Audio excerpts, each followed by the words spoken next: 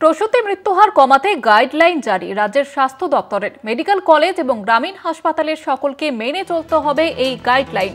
Medinipur medical কলেজে saline ব্যবহারে প্রসূতি মৃত্যুর পর কড়া পদক্ষেপ নেওয়া হয়েছে। আমাদের সঙ্গে নিউজরুম থেকে সরাসরি রয়েছে প্রতিনিধি রমিত ব্যানার্জি। রমিত, ঠিক কি গাইডলাইন জারি করা হয়েছে? মৃত্যু এবং প্রসূতি সুস্থতার জন্য একটা গাইডলাইন যাতে কমানো যায়, মানে বেসিক্যালি প্রসূতি মৃত্যু এবং তাদের সুস্থতা যাতে বাড়ানো যায়, সেই মৃত্যু যাতে কম হয়, তার জন্যই কিন্তু এই স্বাস্থ্য ভবন থেকে এই গাইডলাইন দেওয়া হয়েছে। সেই গাইডলাইন মেনে চলতে হবে রাজ্যের সমস্ত সরকারি হাসপাতাল এবং তার সাথেও যারা গ্রামীণ হাসপাতাল যেগুলো রয়েছে তাদেরকেও কিন্তু এই সার্কুলার মেনে চলতে হবে। এখানে মূলত যারা সিজারিয়ান বিভাগে যেই প্রসূতিরা ভর্তি হবে তাদের কি ধরনের ফ্লুইড ইউজ করা হবে, কি ধরনের স্যালাইন ইউজ করা হবে, সেই সমস্ত নির্দেশিকা রয়েছে।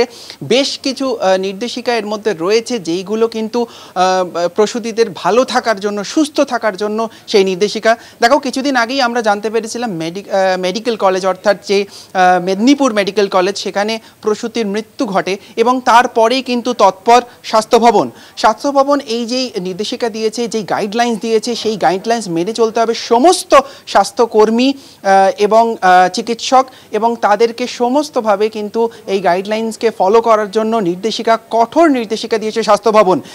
মূলত এই যে প্রসূতির মৃত্যু হার কমানোর জন্যই কিন্তু এই নির্দেশিকা। তাদের যে সুস্থতা, সমস্ত দিকে কিন্তু নজর রাখতে হবে বলে স্বাস্থ্য ভবন জানাচ্ছে।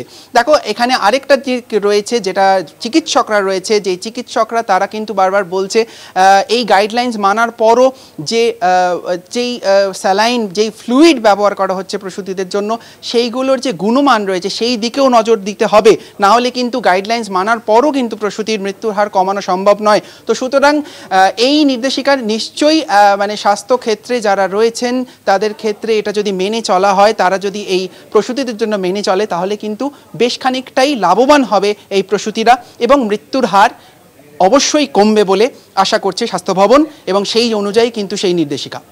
ধন্যবাদ জানাবো রমিত। আমাদের সঙ্গে নিউজরুম থেকে সরাসরি ছিলেন প্রতিনিধি রমিত ব্যানার্জি।